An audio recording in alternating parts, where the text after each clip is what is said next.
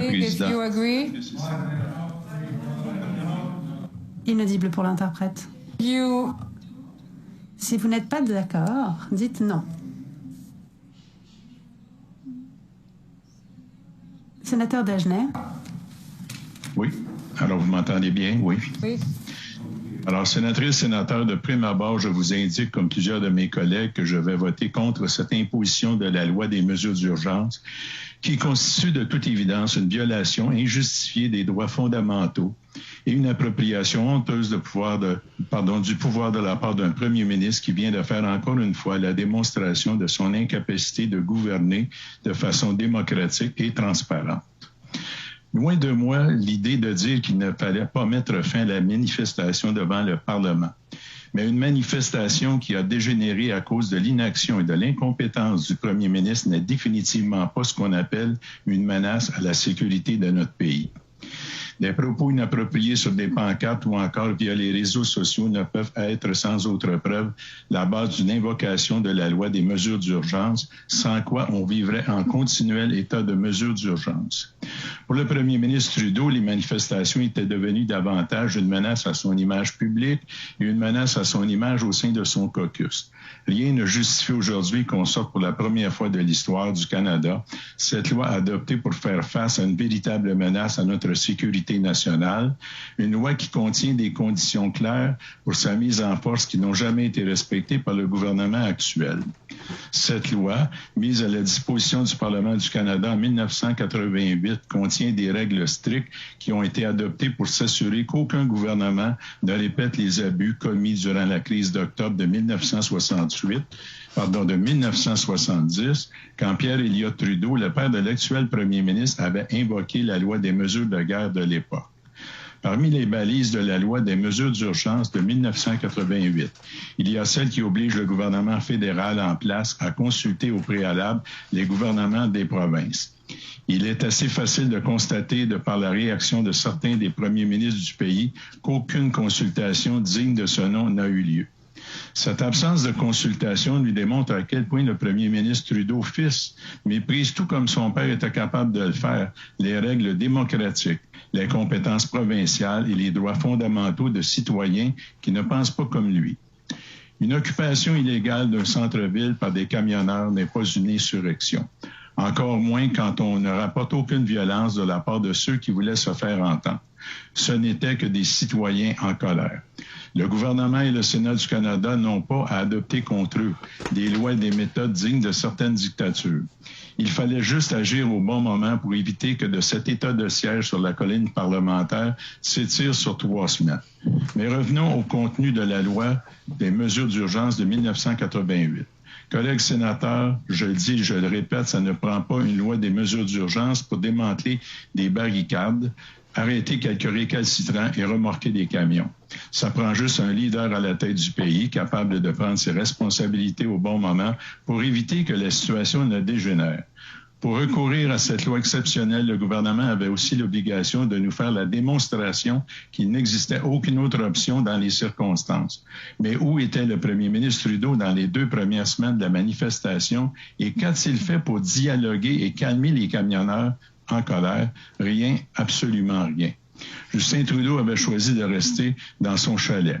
Et pire, il a même jeté à distance de l'huile sur le feu par ses propos provocateurs à l'endroit des manifestants en les traitant de rouspéteux.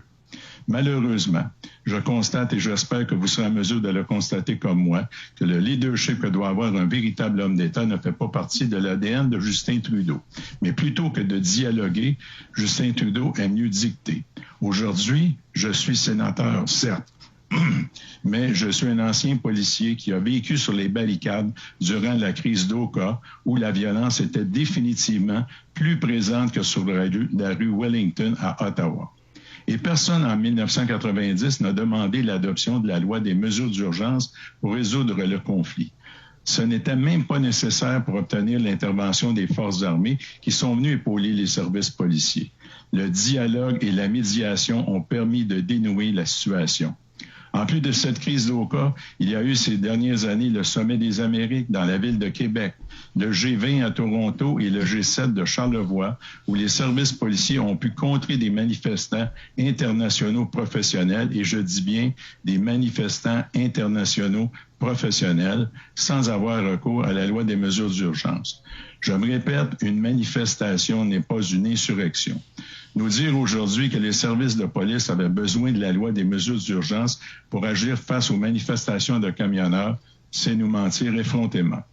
Un examen rapide des pouvoirs policiers démontre clairement que tous les services de police concernés par les mouvements de camionneurs avaient tous les pouvoirs pour intervenir, même celui de réquisitionner des remorqueuses pour saisir et déplacer les camions qui se trouvaient sur la rue Wellington.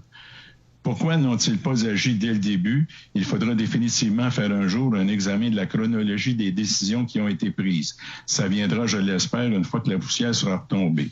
Mais je le répète, les pouvoirs nécessaires existaient il y a 3 semaines, il y a 2 semaines et la semaine dernière. Ils existaient bel et bien dans les lois actuelles du pays sans avoir besoin d'une loi matraque comme la loi des mesures d'urgence. Comme je vous le dis, est tellement vrai qu'avant la même, ce que je vous dis est tellement vrai qu'avant la même mise en place de cette loi par le gouvernement Trudeau, les services de police avaient réussi à dégager pacifiquement le pont Ambassadeur entre Windsor et Détroit et le poste frontalier de Coutts en Alberta. Comment et pourquoi? D'abord, comment? En faisant tout simplement appliquer les lois par nos policiers. Et pourquoi? Parce que le commandement non visible de ces opérations au pont Ambassadeur et à Coutts était assumé par le président des États-Unis et non le premier ministre du Canada. En résumé, le leadership de Joe Biden a suffi pour que les policiers canadiens passent à l'action. Je me permets de dire ici que les enjeux économiques qui étaient importants pour les Américains ont sûrement pesé lourd dans la rapidité d'intervention aux frontières. Ici, au Canada, les enjeux économiques sont malheureusement trop souvent ignorés pour faire place aux enjeux politiques partisans des libéraux. Et à ce sujet, comment ne pas se rappeler des faits qui remontent seulement à 2 ans? Pas plus tard qu'en février 2020, le premier ministre Trudeau avait clairement fait la preuve de son peu de souci pour l'économie du Canada en n'intervenant pas dans le blocage des voies ferrées par les communautés Wet'suwet'en et leurs supporters en Colombie-Britannique, à Belleville en Ontario et à Saint-Lambert à Québec. Ces manifestations de 2020 avaient eu des conséquences économiques beaucoup plus graves que celles de la rue Wellington. Chaque jour, des dizaines de milliers de citoyens ne pouvaient se rendre au travail et le CN avait dû annuler des services et mettre à pied des centaines d'employés à cause du blocage de voies ferrées par des opposants à un gazoduc. Tout ça a eu lieu pendant des semaines sans que le premier ministre Trudeau invoque la loi des mesures d'urgence, alors que son ministre des Transports, Marc Garneau, affirmait dans les médias que cela allait faire dérailler l'économie du pays. Mais demandons-nous pourquoi. Demandons-nous aussi s'il n'y a pas 2 catégories de citoyens contestataires au Canada. Parce que si je me rappelle bien, le premier ministre Trudeau avait, à peine une semaine après le début des blocages des voies ferrées, désigné le ministre Mac Miller pour aller écouter les doléances des représentants des communautés autochtones. En 2020, c'est-à-dire il y a 2 ans à peine, le gouvernement écoutait et refusait d'intervenir par force de loi pour mettre fin au blocage des voies ferrées en prônant le dialogue comme solution. Avez-vous entendu parler d'une ouverture au dialogue avec les camionneurs qui bloquaient la rue Wellington? Moi, pas. Et pourtant, c'est là un élément préalable essentiel pour mettre en place la loi des mesures d'urgence. Face à la manifestation des camionneurs, où était Justin Trudeau après une semaine? Où était-il après 2 semaines? Posons-nous la question. Demandons-nous quelle crédibilité faut-il lui accorder aujourd'hui lorsqu'il vient nous dire qu'il doit absolument avoir recours à cette loi pour répondre à l'urgence de la situation. J'ai plutôt parlé de manque de leadership. On peut maintenant parler d'incohérence politique quand on compare ses agissements au blocage de 2020 et ceux de cette année. Je suis porté à croire que le député libéral Joël Lightbourne a raison lorsqu'il affirme que son gouvernement fait tout pour instrumentaliser la crise de la COVID-19 en divisant les citoyens à des fins politiques partisanes. Et permettez-moi de vous dire que le nombre de personnes partageant mon avis sur le sujet est en forte croissance. Je vais maintenant vous parler d'un autre point évoqué par le gouvernement Trudeau pour recourir à la loi des mesures d'urgence, et on parle du financement occulte et étranger des manifestants. Selon le gouvernement, il faut permettre aux services de police canadiens de contrer le financement étranger des organisateurs des manifestations de camionneurs au Canada en leur donnant le pouvoir de geler leur compte de banque. Sincèrement, c'est désolant d'entendre cela, parce que ça équivaut à dire publiquement que le SCRS et le CANAF ne faisaient pas leur travail avant la mise en place de la loi des mesures d'urgence. Nos services de renseignement sont pourtant bien branchés avec leurs vis-à-vis américains et avaient sûrement de façon quotidienne toutes les informations nécessaires sur la situation.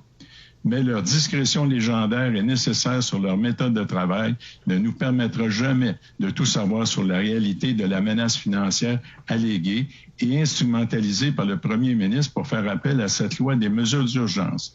Et si je n'ai pas raison sur le fait que nos services de renseignement sont très efficaces, il serait grandement temps de passer à l'action pour renforcer leur pouvoir. Malheureusement pour le premier ministre, c'est pas ce que j'ai entendu, y compris de nombreux témoignages devant le comité sénatorial de la Défense et de la Sécurité nationale où je siège depuis 10 ans. Parlons maintenant de la saisie d'armes à feu par la GRC, qui fait partie de l'argumentaire politique du gouvernement pour recourir à la loi des mesures d'urgence. Selon la GRC, ces armes saisies à la frontière étaient destinées à des camionneurs de l'Alberta. J'attire d'abord votre attention sur le fait que la saisie a pu être opérée par la GRC sans la loi des mesures d'urgence. Mais je veux surtout que vous reteniez qu'en aucun moment, le gouvernement Trudeau ne nous a fait la démonstration que ces armes pourraient servir à renverser le gouvernement par la force. Soyons sérieux un moment. On ne peut alléguer à une insurrection alléguée sérieuse uniquement parce qu'on a saisi des armes à la frontière dans une province du pays. Je suggère fortement au gouvernement de demander aux services de police de se positionner efficacement autour de la réserve Mohawk d'Akwesasne, où ils pourraient facilement intercepter chaque semaine des camions d'armes illégales qui entrent au Canada. Mais ces armes qui entrent au pays ne dérangent pas le premier ministre Trudeau. Elles ne servent qu'à des gangs de criminels organisés qui assassinent des adolescents à Montréal, entre autres, Toronto et Vancouver. Mais où se cache le premier ministre quand les services de police lui demandent de légiférer sur les armes de poing? Là, au moins, son intervention pourrait servir à sauver des vies. Finalement, parlons d'un autre élément essentiel après la mise en place de la loi des mesures d'urgence de 1988. Le gouvernement a l'obligation de former un comité d'enquête indépendant sur l'utilisation de la loi 60 jours après son adoption, et ce comité doit faire rapport au Parlement et au Sénat dans les 360 jours suivants.